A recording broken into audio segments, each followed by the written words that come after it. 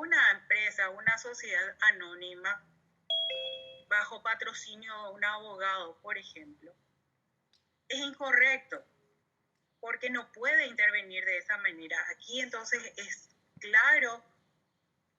clara la disposición cuando dice que las personas jurídicas solo pueden intervenir mediante un abogado matriculado. Para poder intervenir el abogado, el profesional, entonces necesariamente los miembros de la sociedad, los socios, deben ser los que otorgan el poder pertinente. ¿Me doy a entender? ¿Estamos bien hasta aquí? Perfecto, ¿verdad? Sí, hasta el momento sí. Hasta el momento sí. Vamos a ver con ejemplo. Ahora, cuando se trata de personas físicas, entonces las personas físicas pueden entonces intervenir por derecho propio, por sus propios derechos, y que le patrocine un abogado los escritos que van a presentar. O sea, ustedes mañana van a ser patrocinantes ya sea del trabajador o del empleador, que se presenta entonces por derecho propio. Ahora bien, esa persona física también puede otorgar un mandato o puede conferir un poder, ya sea general o especial, a un abogado para que lo represente. Pero, ¿qué dispone el 87? Que esta persona física, dice, puede gestionar personalmente en juicio, bajo patrocinio de abogados, sus propios derechos y las de sus hijos menores cuya representación tenga. Sería, por ejemplo, el caso de el mamá-papá que está representando a su hijo menor, que va a promover una demanda laboral y que es patrocinado por un abogado, por ejemplo, ¿verdad? Entonces puede hacerlo de esta manera, ¿sí? Ahora bien, si es que esta persona, este hijo, ya es mayor de edad, entonces es el hijo el que va a presentarse. Va a presentarse en juicio, ya el padre no tiene esa representación legal. Y como dice la segunda parte del artículo, entonces los que deban comparecer deben hacerse representar por abogados, por procuradores que anteriormente había, o abogados matriculados. Hoy en día todos los abogados deben necesariamente matricularse ante la Corte Suprema de Justicia y no se utiliza más el procurador que existía años atrás, ¿verdad? No obstante, hay un proyecto que está en estudio el volver a implementar o regular la gestión de los procuradores, ¿verdad? Doctor, sí, le escucho. Un chico de 14 años, laburante con permiso de los padres. Sí. ¿Él se va con un abogado o se va sus padres con los abogados? A eso vamos. O sea que el niño no es que va a presentarse el niño bajo patrocinio de un abogado, sino que en ese caso intervienen los padres o los tutores, entonces con el abogado. O sea, les patrocina a un abogado o ellos son los que van a otorgar el poder en representación del menor. Gracias. ¿Sí? Eso cuando hablamos de personas físicas, ¿sí? Cuando vamos a nuestro código procesal, vamos a leer el 65. Fíjense que dice, la comparecencia en juicio exige, negrita, el patrocinio de letrados, es decir, de abogados. Dice, no obstante, las partes podrán actuar por sí mismas sin intervención de abogados en los juicios de única instancia y en las audiencias de conciliación. Nosotros hablamos que ya no hay un procedimiento, entonces el procedimiento arbitral, no hay un procedimiento de única instancia, por lo tanto esa parte del código, esa partecita está entonces es inaplicable, derogada, pero no así el resto del artículo, porque tenemos entonces que sí o sí, para comparecer, la persona física debe estar patrocinada por un abogado. Salvo, entonces, estos casos serían dicen las audiencias de conciliación. Y esto es así porque en las audiencias de conciliación, las partes, o sea, lo que se busca, y hablamos de esto, es que las partes acudan, comparezcan ante el órgano, sea el juzgado o el tribunal, para tratar de llegar a un acuerdo. Y es de carácter personalísimo. Entonces, esto no pueden hacerlo los abogados.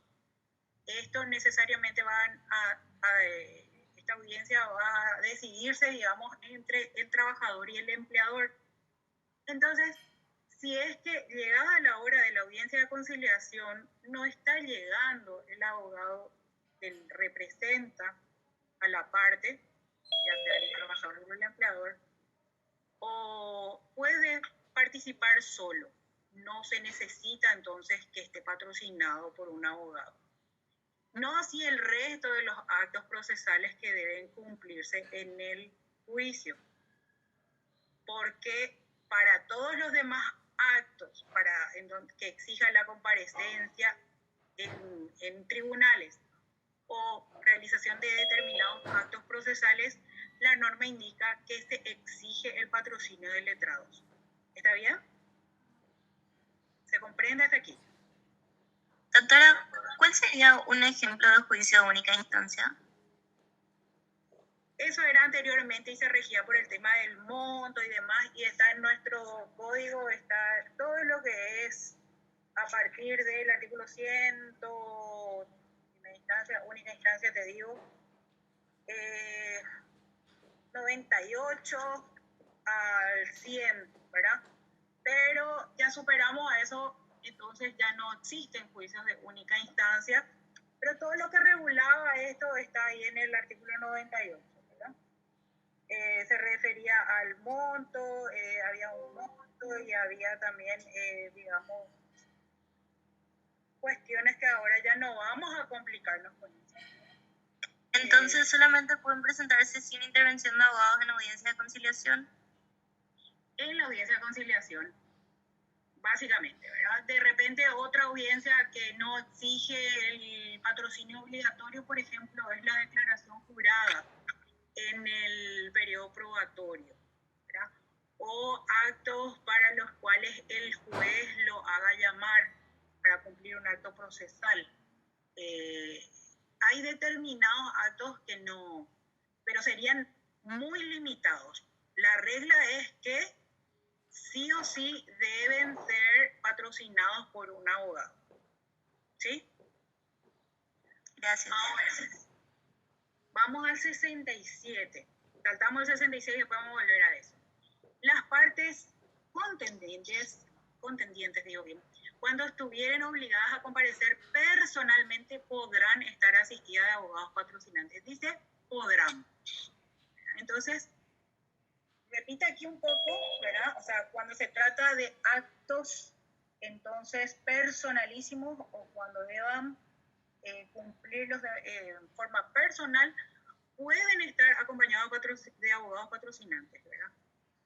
Pero la exigencia es para, por ejemplo, para promover una demanda, es un acto que exige que esté patrocinado por un abogado o, en todo caso, que le otorgue un mandato, como vamos a ver más adelante, ¿verdad? En las audiencias de reconocimiento de firma o las audiencias de absolución de posiciones también pueden estar asistidos por abogados patrocinantes. Son actos que son personalísimos, ¿verdad? Y que entonces pueden estar asistidos por sus abogados patrocinantes.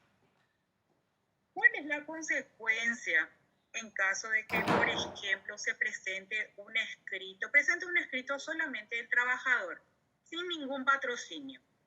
Entonces nos vamos al artículo 88 del Código de Organización Judicial y fíjense lo que establece. Los jueces y tribunales no darán curso a los escritos que se presentaren sin cumplir este requisito. exceptuadas las actuaciones ante la justicia de paz y la del recurso de habeas corpus y de amparo y en casos establecidos por las leyes especiales. Ustedes saben que para la acción de amparo no se necesita, entonces el patrocinio no es obligatorio, o sea, en las garantías constitucionales el patrocinio de un abogado, por esto del acceso a justicia y se van derribando todas las barreras que pudieran impedir entonces este acceso a justicia, ¿verdad? Por eso que incluso las tasas judiciales no se cobran en este tipo de juicios, ¿verdad? Ahora, pero distinto es el caso que estemos ante un juicio y se deba realizar una presentación, a suponer, si estamos todavía en la etapa incipiente de la demanda, bueno, entonces los jueces dicen no van a dar curso a este tipo de escritos. Entonces, ¿qué va a hacer el juez? Directamente va a ordenar que dé cumplimiento al artículo 46, si se trata de una persona física, ¿verdad? Entonces, que dé cumplimiento al artículo 46 del Código Procesal Civil, que es de aplicación supletoria, y el 87 del Código de Organización Judicial que vimos, y entonces que ese escrito debe estar patrocinado por un abogado, o sea, que no le va a dar trámite. Eso en el mejor de los casos, pero ¿qué ocurre si es que se trata, por ejemplo, del demandado que está contestando la demanda y no se hace patrocinar por un abogado? Entonces, no se le va a dar curso a ese escrito, o sea, se va a tener por no presentado este escrito. Y ahí la consecuencia es grave, porque ustedes saben que se les da por decaído el derecho de contestar la demanda si lo hace fuera de plazo. ¿Estamos bien hasta acá? ¿Me siguen? Doctora, una consulta. Sí. Capaz un poco rebuscada, pero en el caso, por ejemplo, de los padres, ¿verdad? En el caso de un menor, tienen que acudir a un patrocinio, ahora dijimos, para presentar la demanda. En caso de que ellos no conozcan este proceso, ¿verdad? Se rechaza de inmediato, ¿verdad? Obviamente la acción, ¿verdad? Lo que ellos pretenden, o se busca subsanar eso. En caso de desconocimiento, digo, ¿verdad? Capaz se tengan que asesorar, pero de repente hay padres que al no entender demasiado el proceso, ¿verdad? Digo, ¿cómo se puede subsanar eso ahí en el momento o no se da esos casos? Bueno, el tema de los menores tiene esta regulación especial. Bueno, tratándose de menores como acá vimos, digamos, los padres van a poder gestionar los derechos de sus hijos y no hace falta, o sea, no se exige este patrocinio. Puede contar con el patrocinio de un abogado, por lo general es así. Los padres, entonces, en representación de sus hijos, son patrocinados por un abogado para cumplir, para la presentación de los escritos. Pero en el caso que mencionas y que, por ejemplo, no cuenten con patrocinio abogado según el 87, entonces les habilita a gestionar personalmente en juicio, entonces, sus propios derechos y las de sus hijos. ¿Sí? Voy a ver si está bien un poquito. Acá voy a ver un poquito mi código de organización judicial. Quiero controlar algo. Un segundo.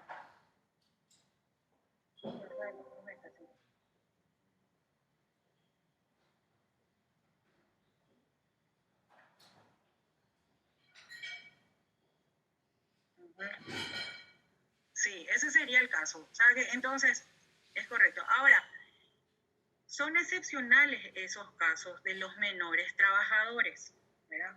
Pero, no digo que no hay, ¿verdad? Pero por lo general, las personas o los trabajadores son personas ya mayores de edad. Y entonces, lo que debemos sí o sí tener en cuenta es que si se presenta un trabajador que no dispone de los recursos Porque acá tiene que ver el tema de cuánto cuesta un poder general, ¿verdad? Entonces, para otorgar ese mandato. Es por eso que a veces ustedes, ¿verdad? Los abogados, optan por patrocinarles a los trabajadores. Entonces, ¿a qué voy? Bueno, entonces que se les patrocina el éxito. Entonces se presentan un trabajador X por sus propios derechos bajo patrocinio de un abogado a estar en juicio. No sé si respondí tu pregunta concretamente, ¿verdad? Pero las personas físicas, ¿verdad? Son las personas ya mayores de edad, las personas capaces que no tienen impedimento para poder ejercer por sí mismas sus derechos, ¿verdad? O sea, en la generalidad de los casos, entonces, cuando hablamos de capacidad de las personas físicas, nos referimos a ese tipo de personas, las que son los trabajadores que no tienen impedimento, ¿verdad?, para celebrar los contratos de trabajo, y bueno, y que eventualmente cuando deban recurrir ante la justicia, entonces lo hagan ya sea bajo patrocinio de un abogado o otorguen el mandato a un abogado. Y acá hablamos de mandato, y el mandato no es más que un contrato que se celebra entre las partes, ¿verdad? Una va a cederle lo que es la dirección del proceso al mandatario para que lo represente, ¿verdad? Entonces, ahí ustedes pueden ir a profundizar un poquitito todo lo que es el contrato de mandato del Código Civil, que está establecido desde el artículo 880 en adelante, ¿verdad? Porque eso también tiene que ver, vamos a ver después cuáles son las responsabilidades del mandatario, del mandante también, y entonces pueden profundizar ahí todo lo que tenga que ver con ese contrato de mandato, ¿verdad? Por de pronto, entonces resumiendo hasta aquí, tenemos que los sujetos de la relación laboral, o sea, las partes del juicio, sean personas físicas o jurídicas, pueden presentarse en juicio. Las personas jurídicas necesariamente deben otorgar un mandato, un poder a un abogado para que los represente. Dijimos que eso deben hacerlo los socios, los directivos de la persona jurídica a favor de un trabajador. Si se trata de una persona física que es capaz y que puede ejercer sus derechos, como dijimos, entonces esa persona puede optar por ejercer por sí misma sus derechos bajo patrocinio de un abogado, o puede en todo caso hacerlo mediante un representante convencional, es decir, un abogado que sea el que va a firmar y llevar realizar todos los actos que implique y que sean necesarios en juicio. Ahora bien, vamos a ver la forma de representación. Hablamos de esto, o sea, la representación legal no es más que la representación que es dispuesta por la ley. Por ejemplo, vimos en el caso de los padres, los tutores o curadores, ¿verdad? Entonces tienen la representación de los menores y de las personas incapaces, ¿verdad? Ya sea, dijimos, ustedes van a ver ahí un poquitito las personas que son incapaces de hecho, personas por nacer, sordomudos, los que no sepan darse a entender, y los interdictos también. Cuando hablamos de una representación convencional, estamos hablando de una convención o un acuerdo de partes. En este caso, entonces, una parte contrata los servicios de un abogado matriculado, le otorga un poder para que lo represente en juicio. Ese poder puede ser un poder general, amplio, o puede ser un poder especial. El poder especial para determinado juicio, ¿verdad? Por ejemplo, vamos a ver luego los casos en que se requiere o que se exige poder especial. Pero entonces, luego también tenemos el tema de la carta poder, que es característico de nuestra materia, o sea, de nuestro procedimiento, digo mejor,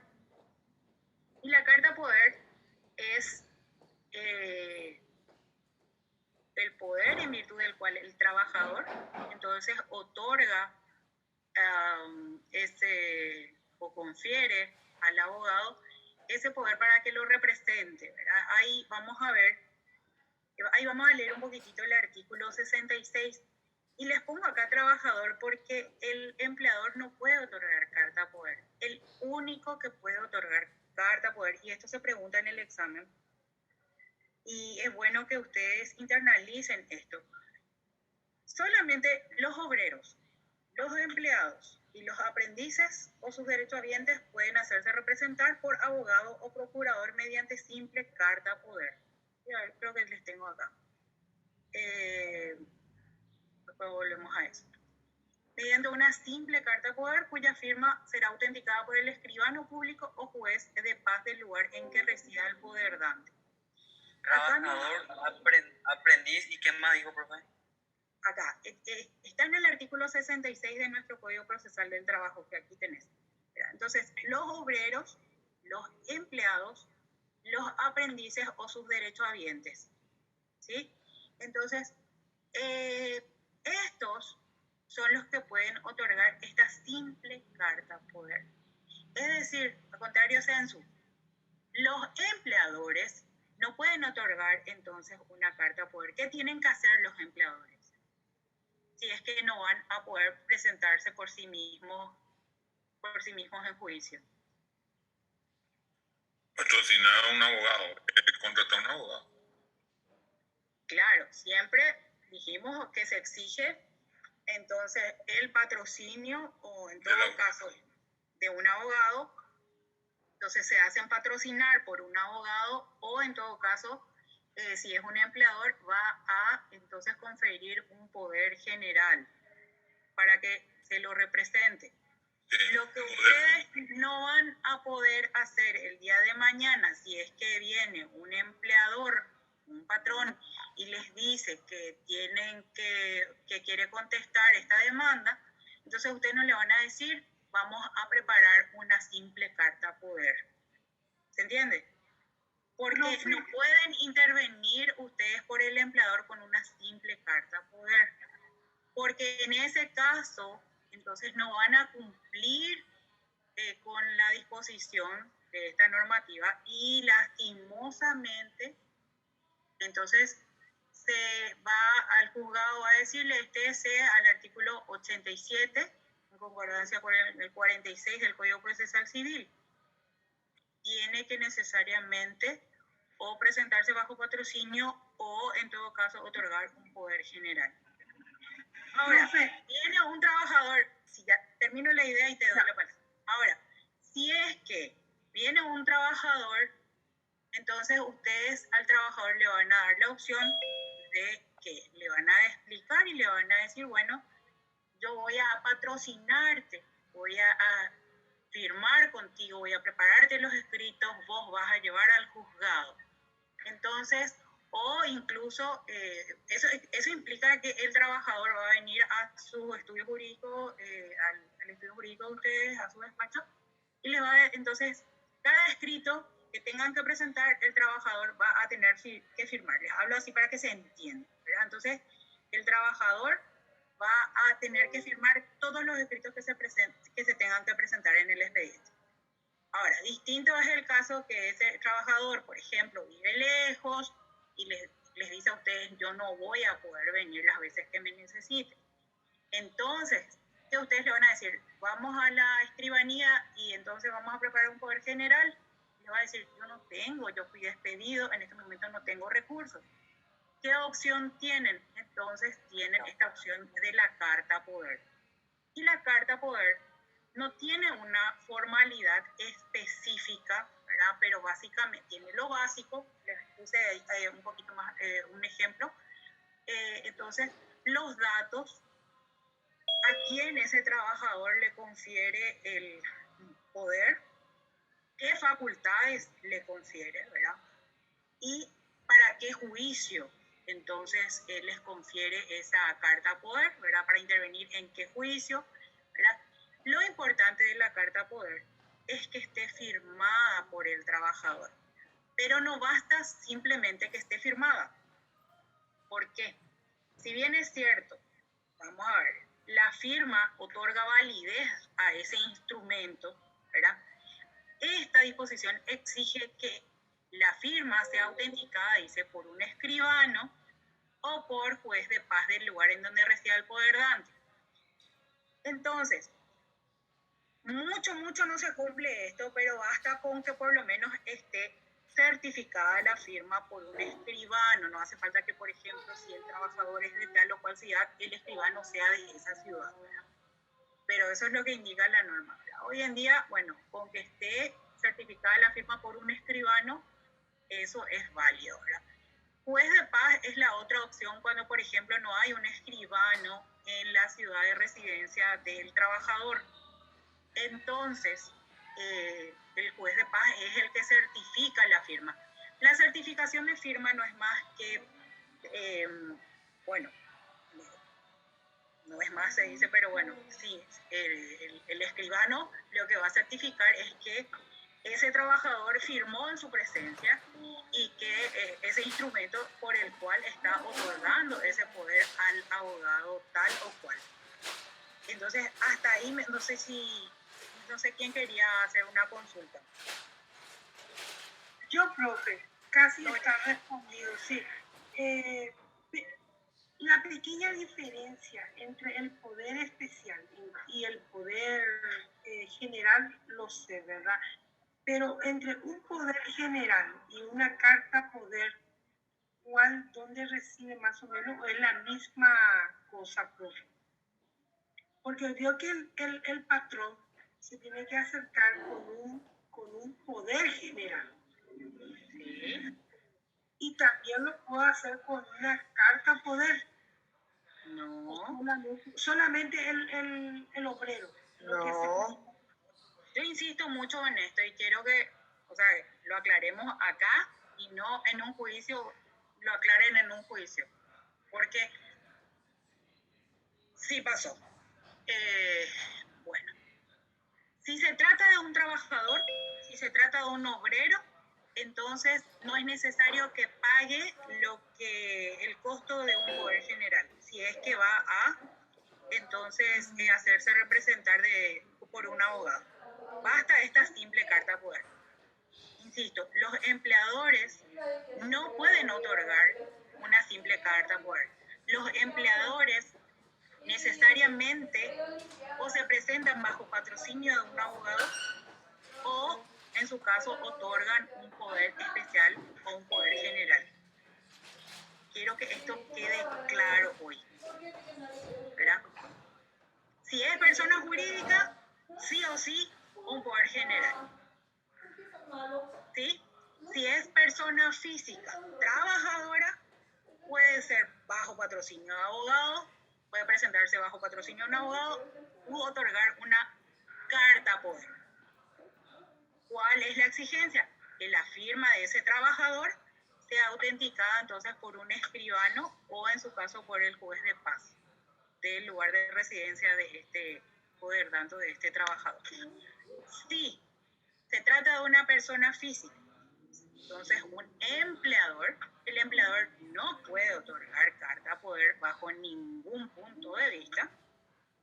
Entonces las opciones que tiene el empleador es que se presenta bajo patrocinio de un abogado o entonces mediante un poder general o especial. ¿Estamos claros hasta ahí? Doctora, Sí, escucho. El término no sería luego poder general especial o haría ahí, porque entiendo que ya para el patrón es la vía correcta es el poder general y para el trabajador la carta poder o bajo patrocinio. Pero podemos utilizar el término poder general especial, todo así junto. Hay poderes generales con cláusulas especiales. O hay poderes especiales que se otorgan para determinado acto. Por ejemplo, en el caso de las personas jurídicas, tenemos el caso de que no van a poder venir todos los integrantes de esa sociedad o de esa persona jurídica. por ejemplo, prestar declaración o absolver posiciones. En ese caso, al que se le cita es a un representante de la persona jurídica para que absuelva posiciones. Ya la persona jurídica deberá otorgar un poder especial, ya sea a un directivo o al propio abogado que está llevando el caso, para que absuelva posiciones en representación de la persona jurídica, de la SA, de la SRL, en su caso. Entonces, hay diferencia entre el poder general y el poder especial. O sea, el poder especial se otorga para determinados actos. El poder general sí, o sea, por lo general son poderes generales para asuntos judiciales y administrativos, y en el mismo se establecen todas las facultades que les son otorgadas al abogado. ¿Sí? ¿Entendido? Bueno, eso fue. Seguimos entonces. El 58 del Código Procesal Civil, fíjense también, exige el patrocinio obligatorio y también remite a las disposiciones del Código de Organización Judicial, artículos 87 y 88 que vimos, ¿verdad? En cuanto a las personas físicas, y el 88 es la prohibición de los jueces o tribunales de dar trámite a los escritos que no reúnan este requisito. Ahora, el 59 dice falta de firma del letrado. Entonces, ¿cuál es la sanción o la consecuencia de presentar un escrito que no tenga la firma de un abogado? Entonces, fíjense bien, se tendrá por no presentado y se devolverá al interesado sin más trámite ni recurso todo escrito que debiendo llevar firma del letrado no la tuviere. ¿Sí? Si se trata de una actuación, alguna petición sin relevancia, no hay mayor consecuencia. Se tiene por no presentado ese escrito. Presenta un nuevo escrito debidamente firmado por el abogado y soluciona el problema. El problema es que cuando debiendo llevar firma de un patrocinado, de un abogado, no lleva firma del abogado y se está tratando, como les dije, por ejemplo, el caso de una contestación. Yo no les estoy viendo porque estoy escuchando un micrófono, les voy a pedir con silencio. Entonces, se tiene por no presentado ese escrito. Y al tenerse por no presentado ese escrito, se tiene por no contestado el traslado. Se le da por decaído el derecho. Y bueno, entonces ahí sí, como ustedes ven, debemos atender la cuestión de la firma y entonces verificar que bastante se hizo, firmemos entonces el escrito, todas las hojas del escrito. ¿Sí? Ahora, esto vimos de la carta poder. Ahora, ¿qué pasa si es que el trabajador, vamos a hablar siempre, pues la carta poder la otorga el trabajador, el obrero, entonces no sabe firmar? Entonces dice la norma en la última parte, voy a leer en mi código para acá. Entonces, en caso de que el poder dante no supiera o pudiera firmar, lo hará a su ruego una persona capaz ante el juez de paz o el escribano público. Entonces, si la persona no sabe firmar, vamos a irnos al artículo 106 mejor, del CPC, porque ahí sí se regula lo que es la firma de ruego, ¿verdad? Entonces, ¿qué es eso? Entonces, acude ante el secretario del juzgado y el actuario entonces certifica que el recurrente, el trabajador, no sabe firmar y firma a ruego tal o cual persona que ha sido autorizado para ello en su presencia. Entonces, bueno, esto vamos a ver, porque la carta poder dijimos que debe ser, la firma debe ser certificada por el escribano público, el juez de paz. Si es que nuestro trabajador no sabe firmar, lo que va a hacer es dejar la impresión de su dígito pulgar del derecho, ¿verdad? Entonces el famoso Juanju, y entonces el escribano o el juez de paz van a certificar que el trabajador XX, con cédula de identidad tanto, no sabe firmar, por lo que deja la impresión de su dígito pulgar derecho y que ha sido autorizado por, y que autoriza a, vamos a decir, no sé, a su papá o mismo puede ser el abogado, a que firme a su ruego. Y entonces firma por el trabajador, entonces esta persona que es autorizada por él mismo, y esa firma es certificada por el escribano público. Eso en el caso de la carta poder. Pero fíjense ustedes que si se trata de un trabajador que no sabe firmar y que entonces va a intervenir por sus propios derechos y ustedes le van a patrocinar. En ese caso, todas las presentaciones que ustedes hagan, entonces van a ir acompañados por el trabajador y este trabajador, o sea, el actuario del juzgado va a certificar que el trabajador dejó la impresión de su dígito pulgar derecho y que firmó a ruego el abogado, o sea, ustedes, por ejemplo. ¿Ya? ¿Se entiende hasta aquí? Es la firma a ruego.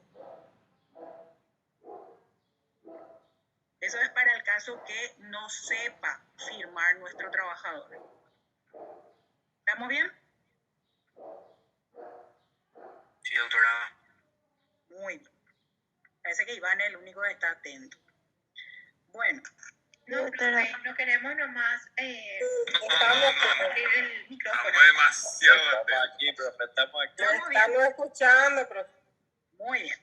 Vamos a seguir porque el siguiente tema es responsabilidades del apoderado. Entonces, ¿cuáles van a ser las responsabilidades de ustedes, futuros abogados? Entonces, vamos a leer detenidamente nuestro artículo 69.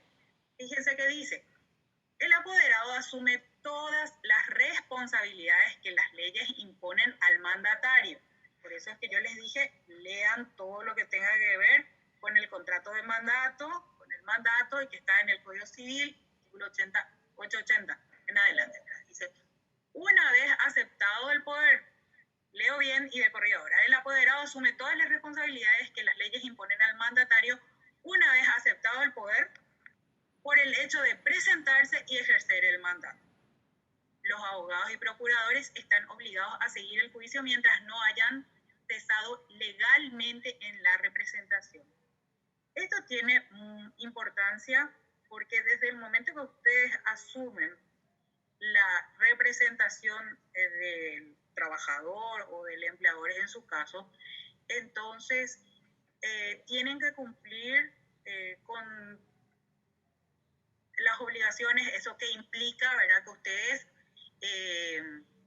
deben estar atentos. Tenemos los días de notificaciones que son los martes y jueves, que vamos a ver más adelante, ¿verdad? Ustedes pero saben que los días de notificaciones en Secretaría son los martes y jueves.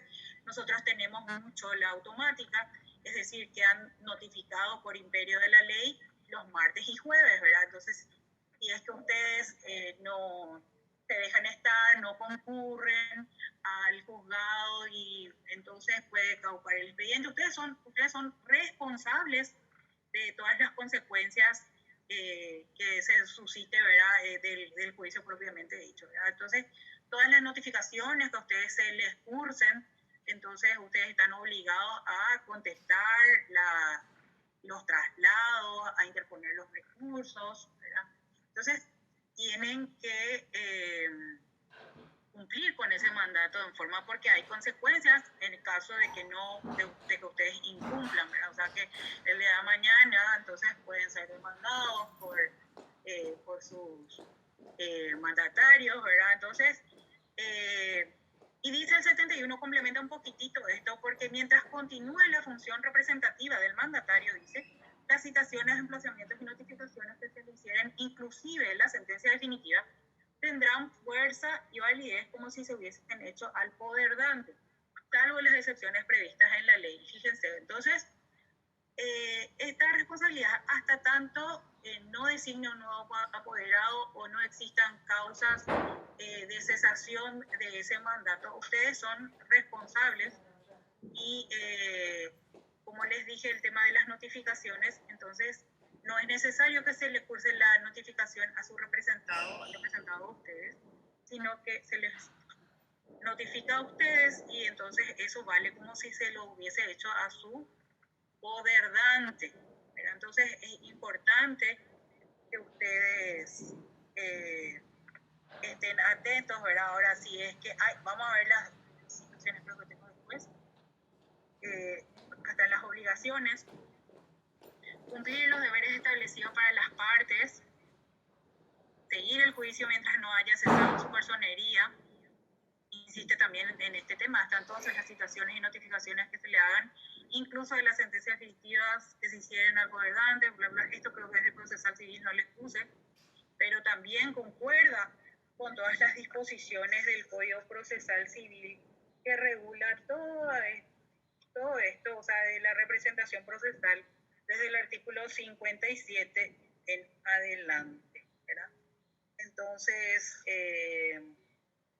acá también es válido este tema de representación sin mandato. Vamos a ver si es que tocamos también.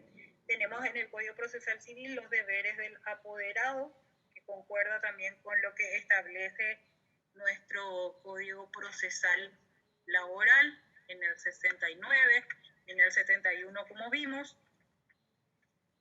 Un ratito. Sí, el 62 está ahí, salió después nomás. Concuerda con el 62. Ahora, otro tópico es el alcance de ese poder. Bueno, vamos con el 70, entonces siguiendo el orden. Dice, el poder conferido para determinado asunto, cualquiera que sean sus términos, conlleva la facultad de intervenir en todos los incidentes de lo principal, interponer recursos y ejercitar cuantos actos ocurrieren durante la secuela de la litis en todas las instancias, excepto aquellos reservados por el mandante o que requieran poder especial para la ley. Bueno. Esto quiere decir que una vez conferido este poder, no es que es necesario otorgar un poder para intervenir, por ejemplo, en un incidente. Por ejemplo, un incidente de nulidad, un incidente de tacha de testigos, etcétera, ¿verdad?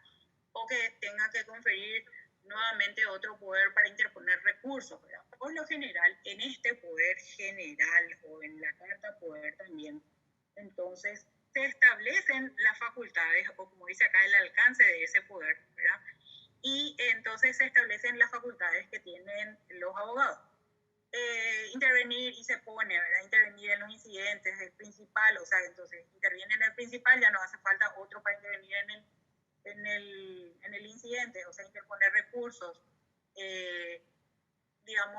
por ejemplo, tachar, deducir incidentes o poner excepciones, otras facultades, por ejemplo, algunos le habilitan a peticionar orden de pago o retirar órdenes de pago, o sea, entonces todo lo que, digamos, sea necesario para que se agilice el proceso, entonces ya están contenidas esas facultades, ya sea en el poder general o en el poder, no en la carta poder. Ahora, hay casos que son, como hablamos, ¿verdad?, que requieren un poder especial. Era el caso, por ejemplo, que mencionamos de las personas jurídicas que deben otorgar un poder especial a la persona que va a absolver posiciones en representación de los mismos. Ese es un caso.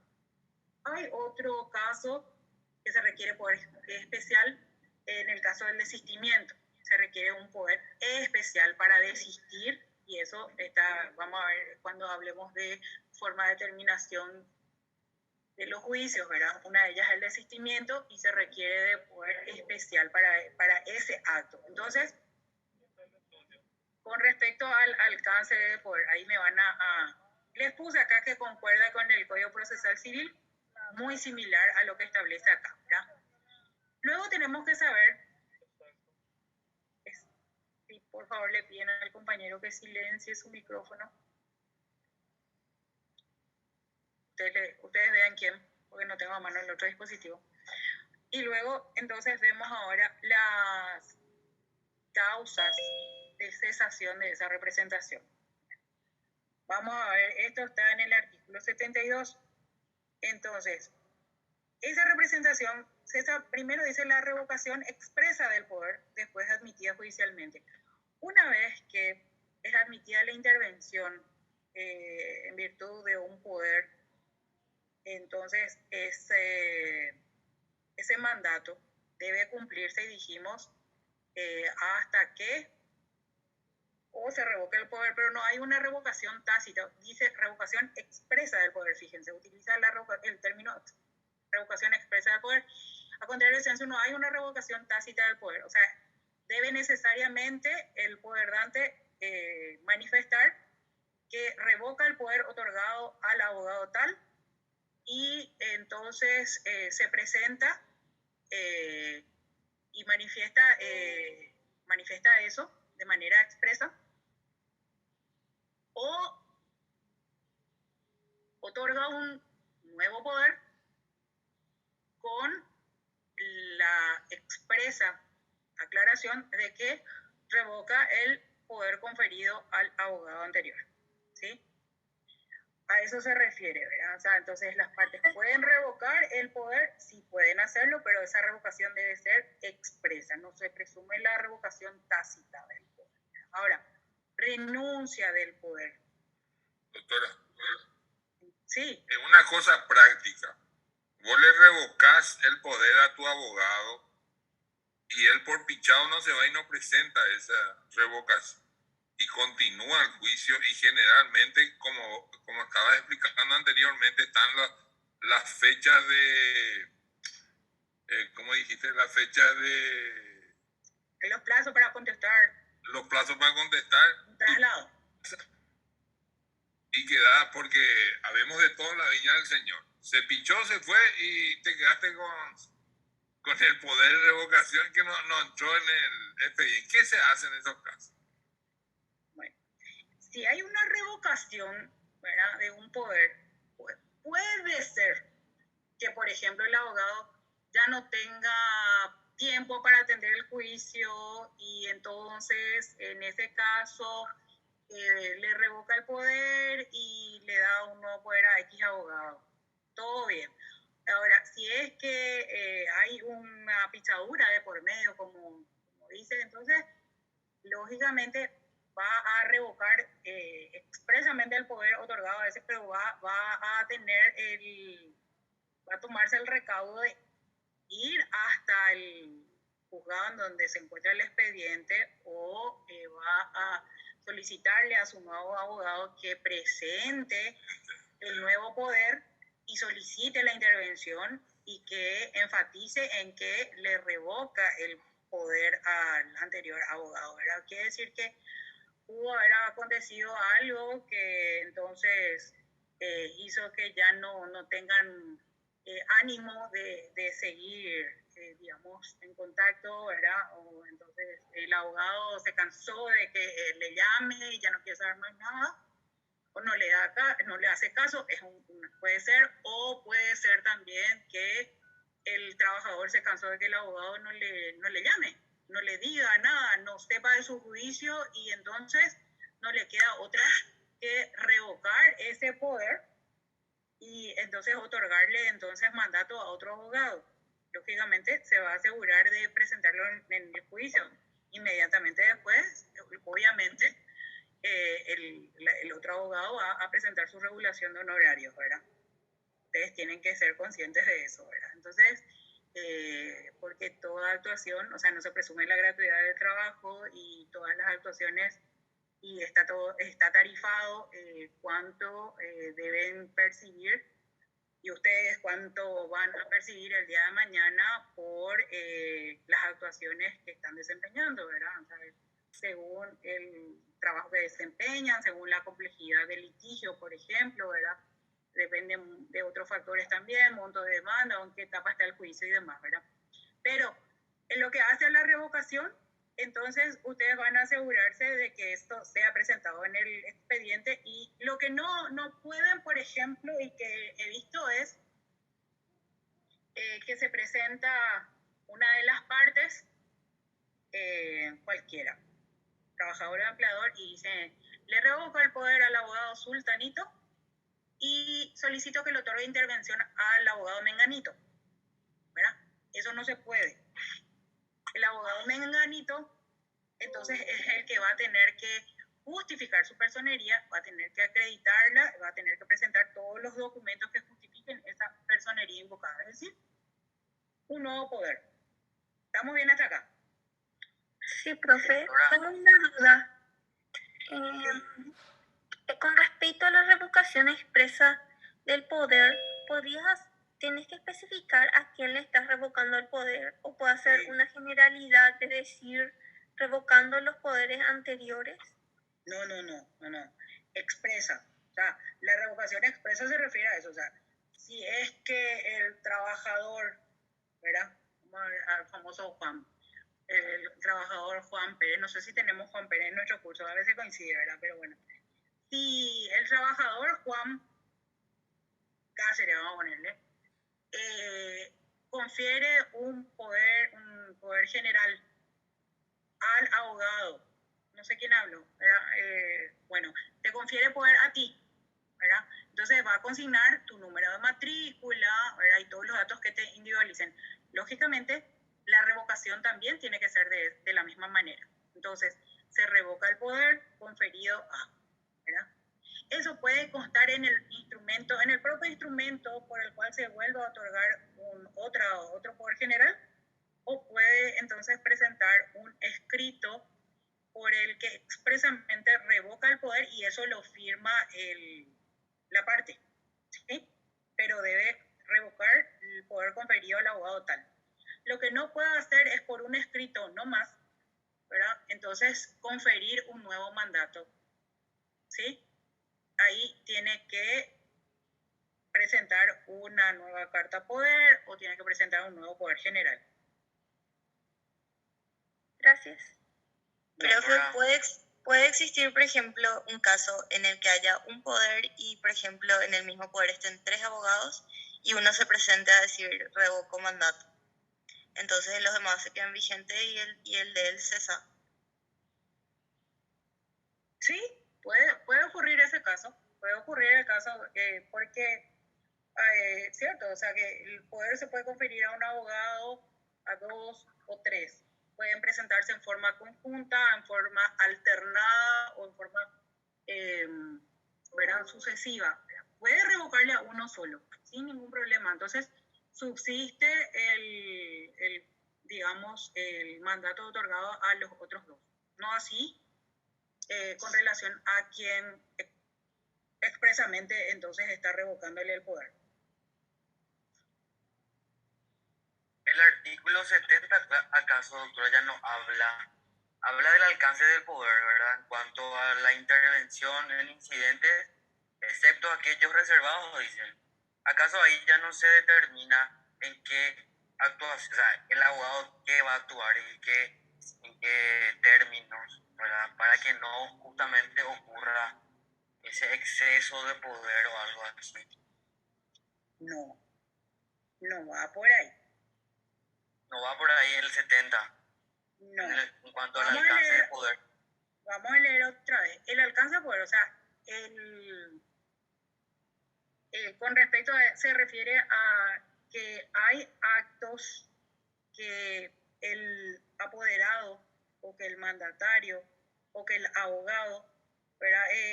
Por más poder general que tenga, no va a poder realizar.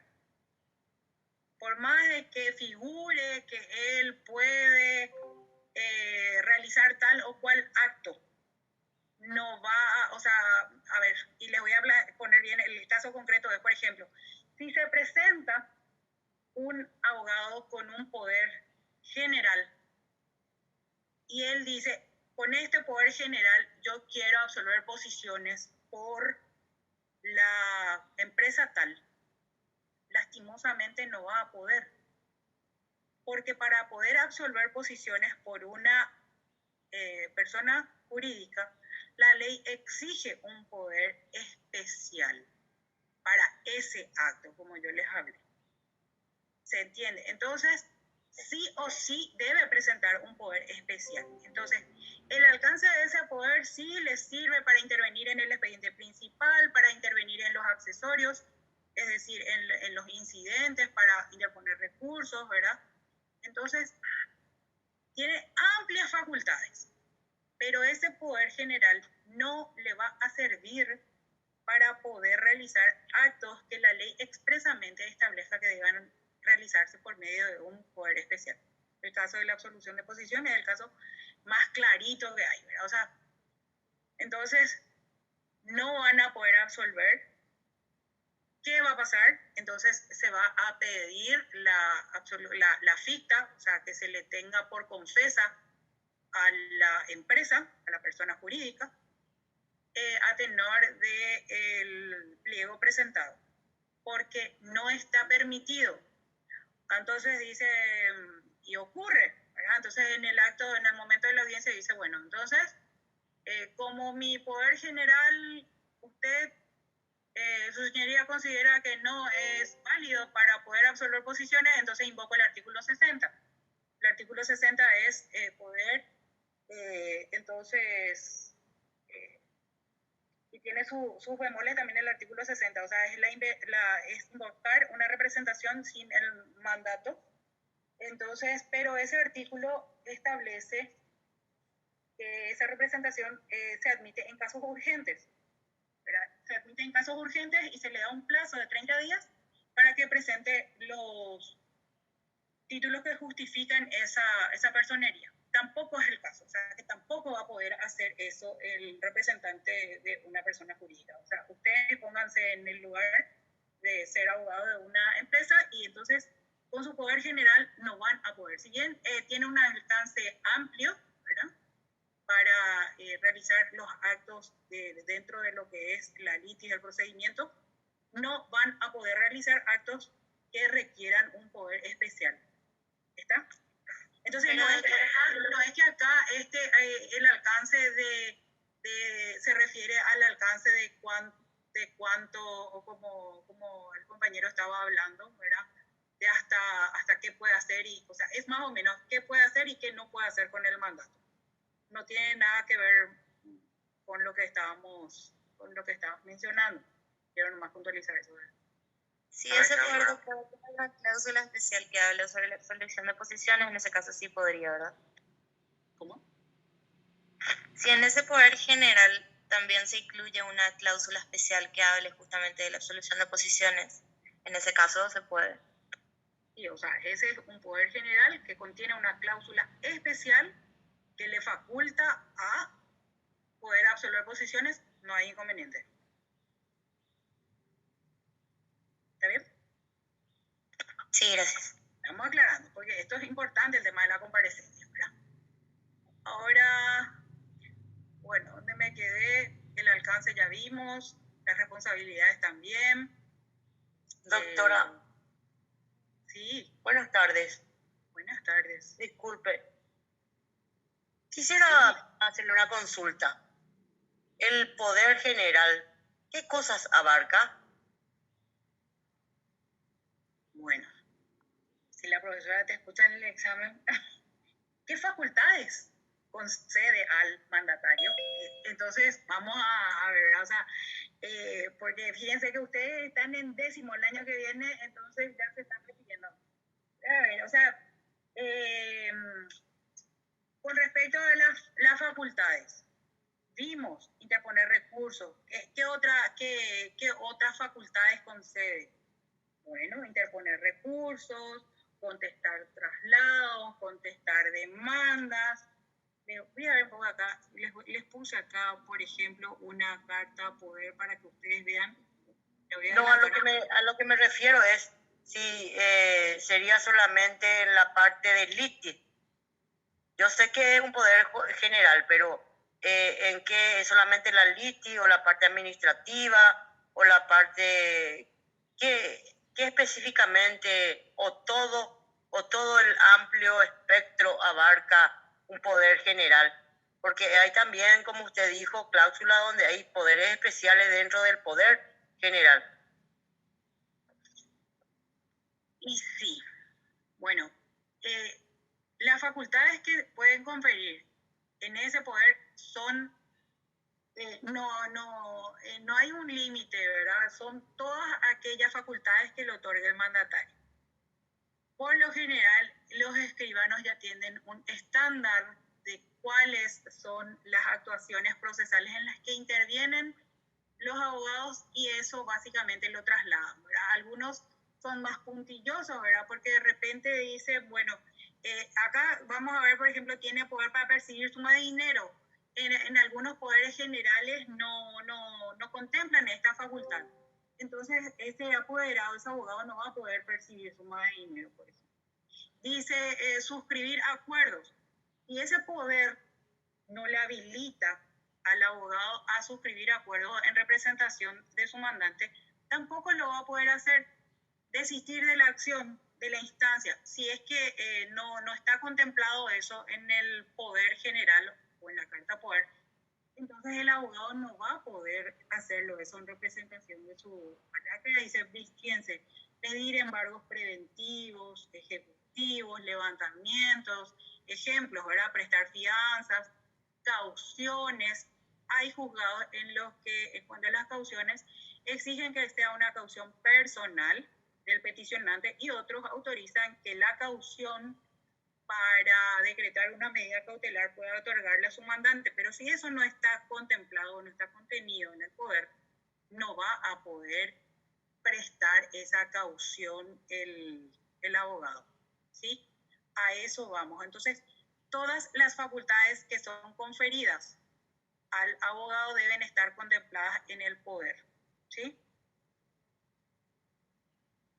Porque también dentro del poder general yo le puedo decir a mi abogado administrar mi negocio, no solamente la parte jurídica. Por eso es que le pregunté que específicamente, porque es amplio pues un poder general. Claro, es así, solamente que el poder de que te administre tu negocio, el abogado, o que te dé poder para administrar el negocio, digamos, no interesa en el ámbito jurisdiccional, ¿verdad? Lo que interesa qué facultades y qué atribuciones, digamos, para poder hacer uso de ellas en el ámbito judicial que estamos viendo, es lo que estamos precisando, ¿verdad? O sea, el poder se puede hacer para asuntos judiciales o administrativos, puede ser también para lo del negocio y demás, ¿verdad? Entonces lo hacen, pero es para asuntos judiciales que deben otorgarse esta facultad, ¿verdad? Lo del negocio acá, a nosotros nos interesa, o sea, lo que necesitamos es que el poder dante otorgue un mandato a un abogado con estas facultades para que pueda cumplir estos actos en su representación. Pero lo que pasa es que uno va concatenado con el otro. No es que específicamente, puse nomás un ejemplo así chabacano, digamos, en el sentido de que un negocio puede tener una demanda, entonces ya entra a tallar lo que es lo judicial, ¿me entiende? Uno va concatenado con lo otro. ¿Cómo aplicamos eso a nuestro procedimiento laboral? Porque vamos a ceñirnos a nuestro ámbito procesal laboral. El derecho es amplio. Y ahora, sí, por ejemplo, mi empleado me demanda por un despido injustificado. Entonces entra a tallar allí mi abogado, al quien yo le di la carta poder, ¿me entiendes? O sea que una cosa va concatenada a la otra. No es que porque un negocio, que es una parte administrativa, no tiene nada que ver, porque convengamos que en todos los ámbitos se le demanda a las personas, ya sea a la persona física o a la persona jurídica. Claro, Catalina es la que está hablando, ¿verdad? Entonces, sí, Catalina, en primer lugar, si estamos hablando de una demanda por un despido injustificado que te hace tu trabajador, entonces estamos hablando de que estamos en el ámbito laboral. Entonces, difícilmente vas a poder otorgar un poder como empleador, como me dijiste, una carta poder.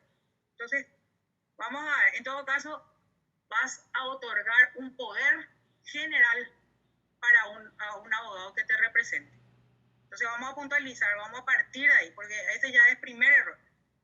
Entonces, y en segundo lugar, nada tiene que ver que tu trabajador haya estado laburando en un negocio o en una casa particular para poder determinar el tipo de poder que debas otorgarle al abogado o el tipo de poder con el que debas intervenir el día de mañana en juicio.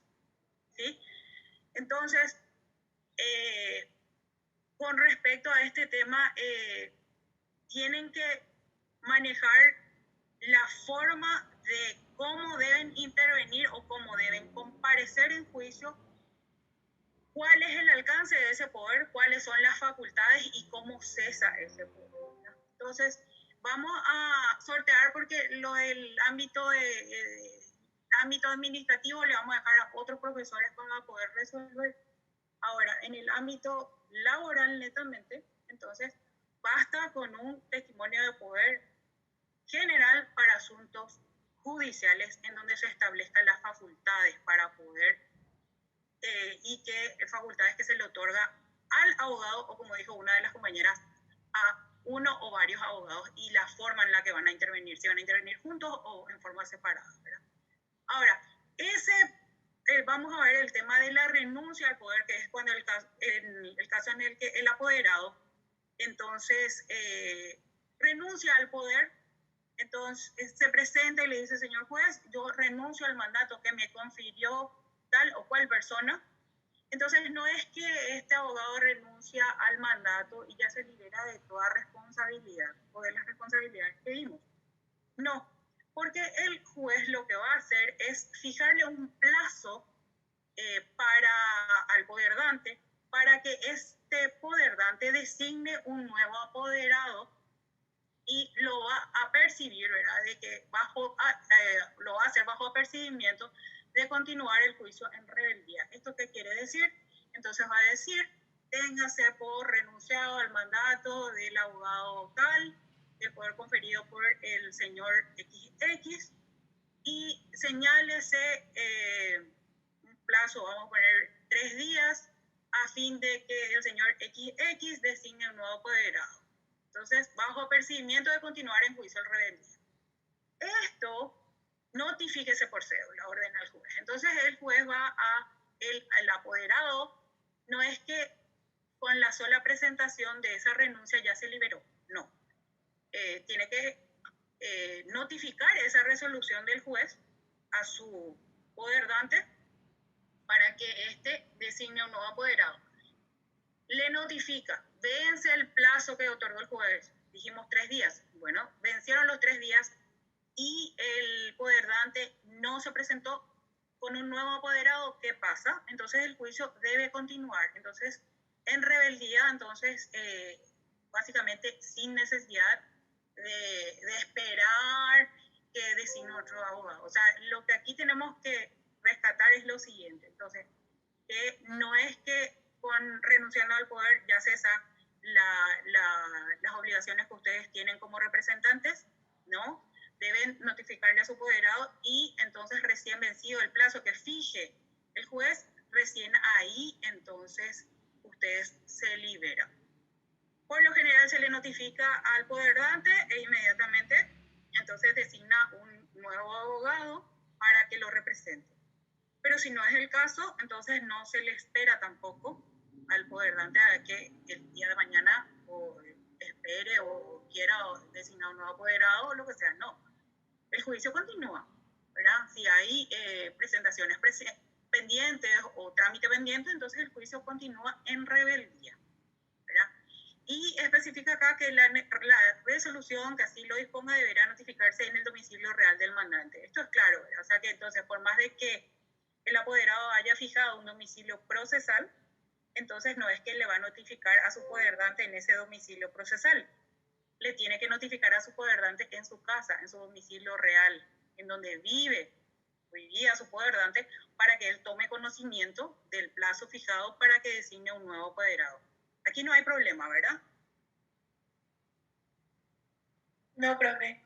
Bueno, el otro caso de cesación de la representación es terminación de la personalidad con la que litigaba el poderdante. Entonces, el caso es el de los menores que llegan a la mayoría de edad. Entonces, los padres o tutores ya no pueden ejercer su representación y entonces esa persona ya ahora mayor de edad tiene que intervenir, entonces ya y tiene que, ya sea intervenir por sus propios derechos o designar un abogado que lo represente. Y el otro caso es la conclusión de la causa para la que se dio el poder. El caso que les mencioné, se otorga un poder especial al abogado tal para que lo represente en el juicio tal. Finalizó ese juicio, entonces no es que puede utilizar ese poder para otro caso, para representarlo en otro juicio, porque fue un poder específico para esa causa. ¿Está bien? Y luego tenemos como otra causa de cesación la muerte o inhabilidad del apoderado o del poderdante. Bueno. ¿Se suspenderá la tramitación del proceso? Sí, se suspende la tramitación del proceso. Nosotros tenemos el caso del artículo 50, o sea, cuando fallece entonces una de las partes, voy a leer acá mejor porque ahí no está bien.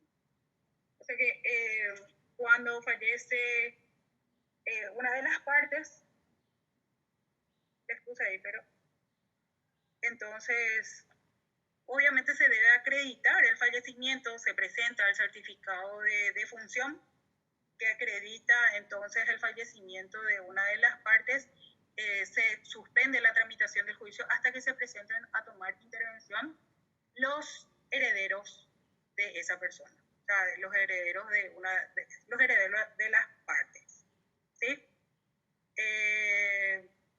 Obviamente si es que fallece el abogado, tendrá que designar nuevo apoderado, ¿verdad? Entonces, también, al igual que en el caso de renuncia al poder, fija un plazo al mandante para que otorgue mandato a un nuevo abogado, ¿verdad? O sea que entonces... Artículo 50, doctora, dijo, en caso de muerte. Sí, eso está regulado en el artículo 50 del Código Procesal Civil. Entonces, acá abajito les puse, ¿verdad? Comprobado el fallecimiento, dice el artículo 50, comprobado el fallecimiento o la incapacidad de quien actuare personalmente en juicio, el juez suspenderá la tramitación de este hasta que comparezcan a tomar intervención los herederos o representantes legales, a cuyo efecto el juez los citará en sus domicilios si fuesen conocidos o por edictos en caso contrario. Entonces, bueno, eso es importante saber, ¿verdad? O sea, cuando fallece, por ejemplo, el trabajador, entonces se suspende la tramitación del juicio hasta que se presenten los herederos. Nosotros ahí habíamos hablado que la esposa, ¿se acuerdan que habló la doctora de esto? Creo que con ustedes, o no sé si hablamos en la oral, ya como tenemos en el mismo semestre. Entonces, se presenta la esposa, acredita el vínculo, acredita el fallecimiento de su esposo, ¿verdad? Y entonces interviene y prosigue entonces el juicio contra el empleador, ¿sí? No pasa lo mismo con el empleador porque se suspende la tramitación del juicio también de conformidad a este artículo 50 del Código Procesal Civil, pero en este caso sí debe acreditarse con la declaratoria de herederos quienes son los sucesores del empleador para poder proseguir el juicio y eventualmente condenar, si es que fuera el caso, ¿verdad?, a los empleadores, al heredero o los herederos en su caso, ¿sí?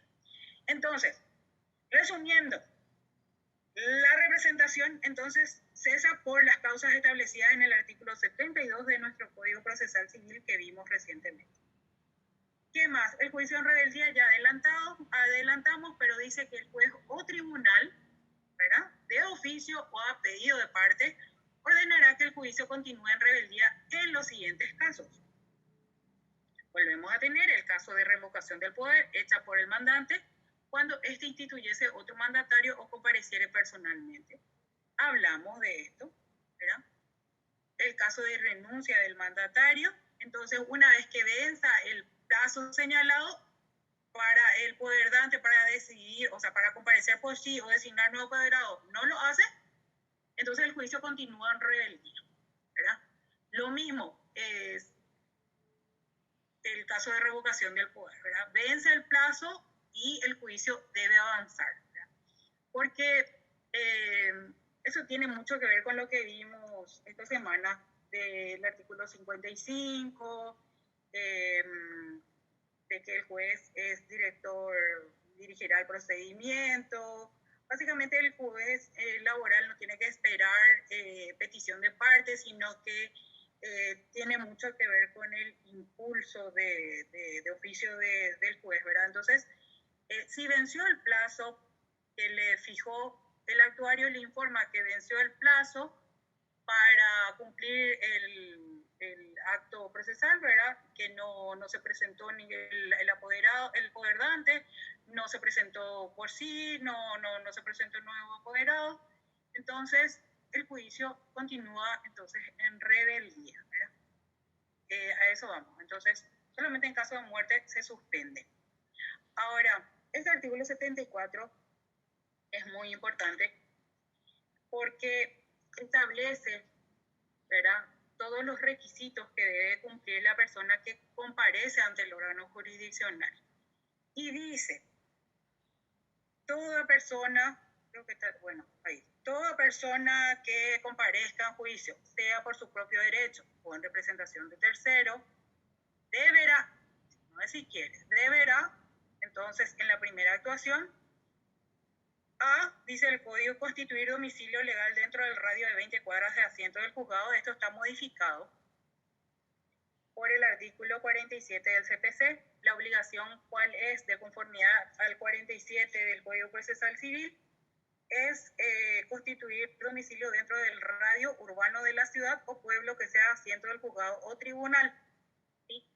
Y lo importante aquí es que tiene que, o sea, que para que ustedes entiendan, o sea, cuando ustedes litiguen, entonces no pueden ustedes fijar un domicilio distinto al de, si litigan en Asunción, tienen que fijar un domicilio procesal en Asunción, donde se les va a notificar todas las actuaciones del juicio, ¿sí?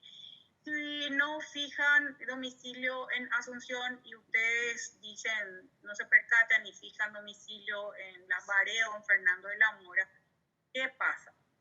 O el juzgado les intima a que ustedes fijen un domicilio dentro del radio del juzgado de Asunción,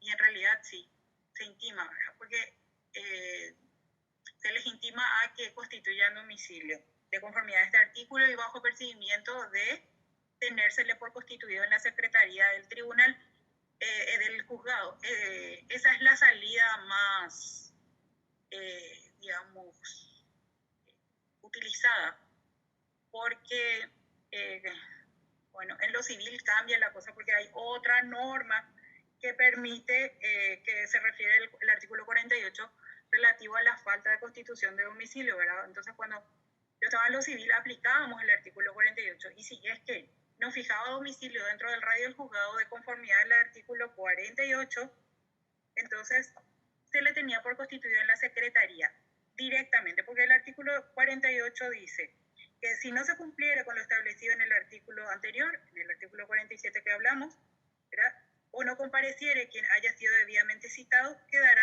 legalmente constituido su domicilio en la secretaría del juzgado o tribunal y automáticamente notificado de los actos procesales que correspondan en la forma y oportunidad determinadas por el artículo 131, que se refiere a la notificación automática. En nuestro caso, nosotros no tenemos esta norma, pero exige que toda persona que comparezca fije un domicilio. Entonces, si no fijó un domicilio dentro del radio del juzgado, entonces, de conformidad a este artículo 74, el juzgado lo intima. Profe, no se me escucha. Ahora sí. Bueno, no sé hasta dónde me escuchaban, pero bueno, entonces, ¿qué pasa? Si es que la parte no constituye domicilio dentro del radio del juzgado, entonces, de conformidad a este artículo 74, el juzgado lo va a intimar a que constituya domicilio dentro de un plazo de 48 horas. Y si no lo hace, entonces el apercibimiento, por lo general, es bajo percibimiento de tenérsele por notificado en la secretaría. Es decir, si no constituís domicilio dentro de las 48 horas, dentro de del asiento del juzgado, entonces te voy a tener por constituido tu domicilio en la secretaría. Y luego, vencido las 48 horas, entonces, digamos, providencia la petición. ¿Verdad? Entonces, no hay, siguiendo el mismo principio de entonces continuidad, entonces, y oficiosidad, el juez, vencido el término, no lo hace, el actuario le informa que no dio cumplimiento a la intimación, no constituyó domicilio, y entonces lo que resta es proveer la petición, tenerle por constituido en la secretaría, ¿verdad? Le otorga la intervención, que tiene por constituido en la secretaría del juzgado y le provee lo que sea, ¿verdad? Lo que haya peticionado, ¿verdad? Ahora, dicho domicilio reconocido judicialmente subsistirá para todos los efectos legales mientras no fuere cambiado. O sea, acá no hay mucho misterio. Entonces, una vez que fijamos un domicilio procesal, entonces, en caso que mudemos nuestro estudio jurídico o lo que fuere, entonces tenemos que denunciar ese cambio de domicilio, ¿verdad? Entonces denunciar un nuevo domicilio procesal para que podamos darnos por enterado de las notificaciones, ¿verdad? O si no, caso contrario, todas las notificaciones que se hagan en el domicilio o en el primer domicilio denunciado, entonces van a surtir efecto. No porque yo me mude, entonces no van a tener efecto las notificaciones realizadas allí. Sin problema el tema de domicilio. Pasamos entonces. Ahora, esto también está, después vamos a hablar un poquito más de esto, pero dice, los jueces exigirán de oficio el cumplimiento de este requisito y no proveerán ninguna petición de los contraventores. O sea que, si no dan cumplimiento a esta norma, entonces no les van a proveer lo que peticionaron. Vamos a esperar. A este efecto se les intimará bajo apercibimiento de que si no lo hiciere dentro de las 48 horas, se le tendrá por constituido en el domicilio de los estrados del juzgado, donde se practicarán todas las notificaciones de los actos en juicio que correspondan. ¿Sí?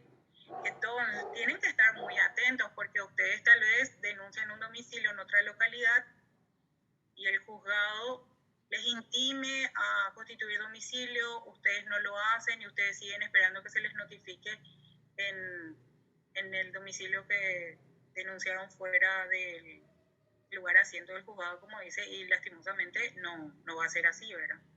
Entonces, ¿se entiende esto? Porque es muy importante. Tienen que controlar. Si es que cambian de domicilio, tienen que denunciar el nuevo domicilio procesal. Ahora, sí, tienen que atender si es que litigan en Luque, constituyen domicilio en Luque. Si litigan en Fernando de la Mora, constituyen domicilio en Fernando de la Mora. Y así, ¿verdad? Si es que no constituyeron, el juzgado no va a poder proveer ninguna petición que ustedes realicen hasta tanto den cumplimiento a eso. Ahora, como esta intimación se realiza o es una intimación que se notifica por automática, entonces, salvo que el juzgado determine que sea notificado por cédula, entonces, vencido el plazo establecido por el juez, entonces el juicio prosigue, ¿verdad?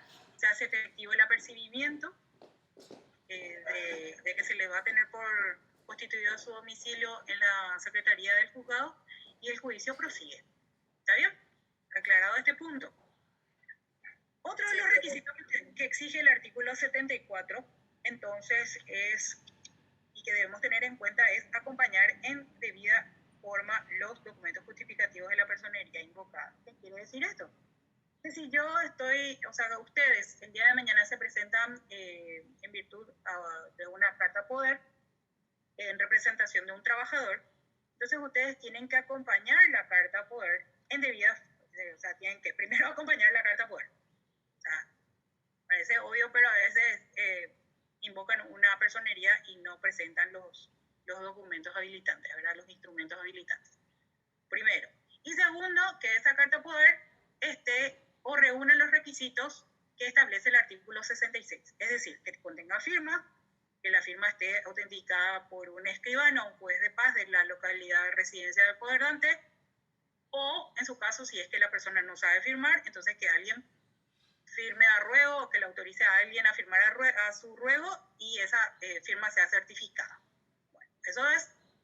Ahora, en el caso de que se presente entonces por una persona jurídica, obviamente deben ustedes acreditarlo eso. ¿Y cómo lo van a acreditar? Dijimos, entonces con el Poder General para asuntos judiciales y administrativos también si quieren, ¿verdad? Pero entonces eso.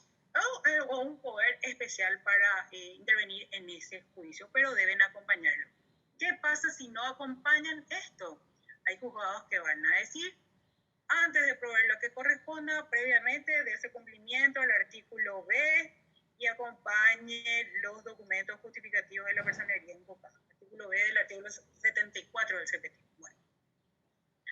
Pero hay veces que si es que directamente se presenta entonces el director de la firma X en representación de la firma, bajo patrocinio de un abogado, lastimosamente no le podemos pedir que justifique la personería.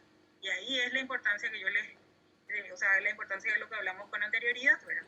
O sea, tienen que manejar la forma, la manera de cómo deben presentarse en juicio, ¿verdad? Y las personas jurídicas. Y dijimos, solamente las personas jurídicas entonces pueden intervenir mediante un abogado, es decir, mediante otorgando un poder general a un abogado matriculado.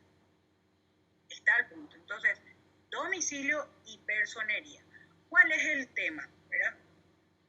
Hay una cuestión, dice, si el juicio prosperase sin la presentación de los documentos mencionados y no fue hecha la impugnación de parte interesada en la oportunidad legal, el juez decidirá en lo principal en consideración a la falta de esta prueba. O sea, esto va a ser tenido en cuenta por el juez más adelante. Bueno, les puse aquí un ejemplo, una carta poder, en donde básicamente dice, por el presente instrumento se ve bien.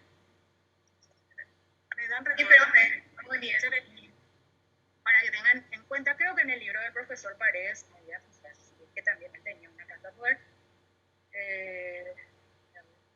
Sí, hay un modelo, profesor. Hay un modelito, ¿verdad? Bueno, eso les va a servir también como...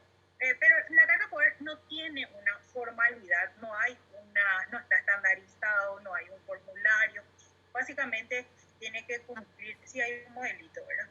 Pero lo importante entonces acá es quién otorga la carta poder, ¿verdad? Se individualiza y por lo general acá es conveniente consignar los datos del poderdante, nombre completo, apellido, número de cédula, nacionalidad, profesión, domicilio, ¿verdad? También entonces designar el apoderado o los apoderados que van a representarlo, ¿verdad? Individualizar el juicio para el cual otorgan la carta poder y luego las facultades. Dice, a tal efecto le faculto a representarme ante las autoridades judiciales y administrativas con estos efectos: asistir a audiencias, diligenciar pruebas, deducir incidentes, recursos, desistir, recusar, tachar, etcétera, etcétera, ¿verdad? Todas las facultades, dice yo. Bueno, pero firma aquí el trabajador y esa firma entonces es la que debe ser certificada. Bueno, vamos a ver si buscan una carta poder para poder familiarizarse con la misma. Entonces, y hay una cuestión acá con respecto a la certificación de firma, ¿verdad? Que se está hilando fino. Depende, ¿verdad? De la tarea que se encuentran cumpliendo. ¿Por qué les digo esto? ¿Verdad? Basta que la firma esté certificada, dice, por un escribano público o un juez de paz. Entonces, al pie de la firma, ¿verdad? Que es la que está acá, bueno, entonces el juez de paz puede certificar que el trabajador firmó en su presencia, firma al juez de paz y se presenta ante el juzgado. Ahora, el trámite ante el escribano público, ustedes saben que el escribano público tiene un libro que se llama el registro de firmas, en donde él deja asentadas las certificaciones de firmas que realiza. Entonces, consigna la fecha, el lugar, el folio y el tomo del que dejó asentado eso en su libro de firma. Y esa hoja de certificación de firma le anexa a esta carta poder, ¿sí? y van a tener contrapartes que van a exigir el cumplimiento de esta hoja de seguridad, porque hay casos que bueno, se presenta la carta poder, no está certificada por la firma, o el escribano resulta que ya no está habilitado, o de repente está suspendido, etcétera, etcétera. Entonces, se exige la hoja de seguridad que acompañe a la carta poder. Habrá juzgados que sí lo exijan, otros que no, pero entonces para tener en cuenta, ¿verdad? El 68 del CPT que se nos pasó acá con respecto a esto. Dice, los jueces podrán solicitar el auxilio de la fuerza pública. Bueno, vamos a leer. Dice, los jueces podrán solicitar el auxilio de la fuerza pública para que las personas cuya presencia estimen necesaria en juicio concurran a las audiencias toda vez que no hubiesen hecho, me falta una palabra acá, no lo hubiesen hecho en 2 ocasiones anteriores, y siempre que hubiesen sido debidamente notificadas y no mediare causa de fuerza mayor. Desde la segunda citación se les notificará que se hará uso del medio previsto en el presente artículo. Bueno, eso está en el artículo 68 de nuestro Código Procesal, y es para el caso, por ejemplo, de las testificales, porque ustedes saben que al ser citados como testigos no es si quieren, sino que deben cumplir con la citación judicial, deben cumplir con la obligación impuesta por la ley, es decir, presentarse entonces ante el llamado jurisdiccional judicial. Y si no lo hacen, o sea que de hecho esta audiencia testifical es señalada bajo apercibimiento de lo que dispone el 177, que vamos a ver cuando tratemos todo lo relativo a la prueba testimonial, ¿verdad? Entonces, pero el apercibimiento del artículo 77 básicamente es que en caso de no comparecer y no justificarlo, entonces podrá ser traído por la fuerza, ¿verdad? Entonces, es una facultad otorgada por nuestro código, entonces para que en caso de renuencia del citado a comparecer, que no lo haga, entonces lo traigan por la fuerza, ¿verdad? Esta es la hoja de seguridad, acá está, es una hoja de certificación de firmas, y entonces ahí el escribano público certificó que la firma puesta o inserta en la carta poder corresponde a fulanito de tal, ¿verdad?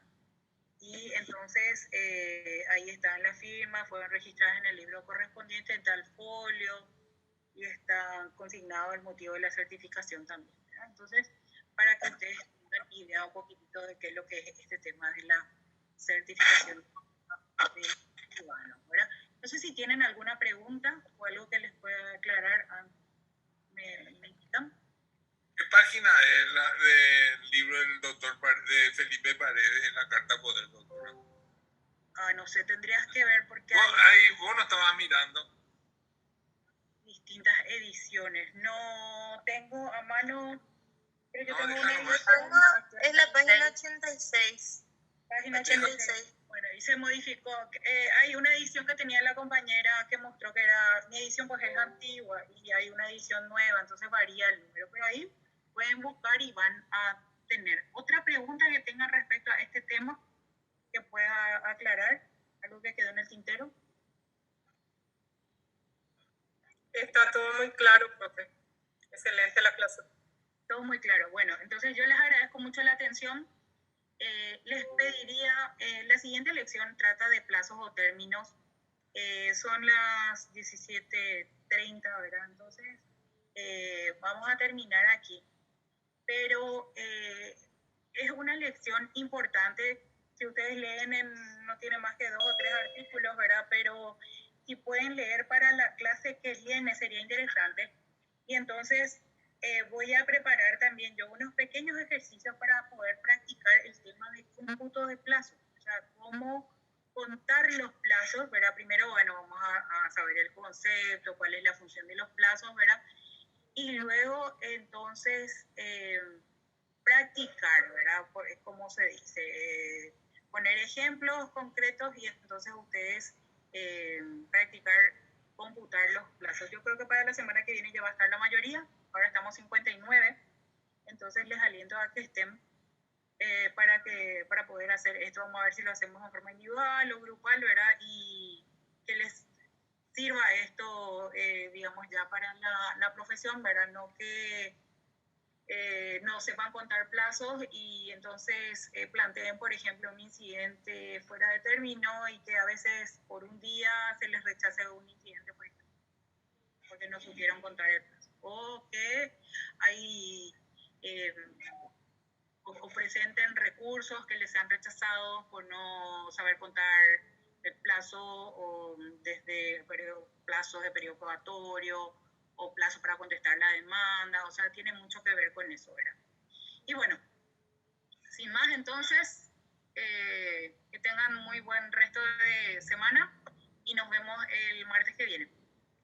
Igual para usted, profesor. Muchas gracias. Gracias, profe. Gracias, profe. Hasta luego. Chao, chao. Gracias, profe. Hasta luego. Hasta luego, profesora.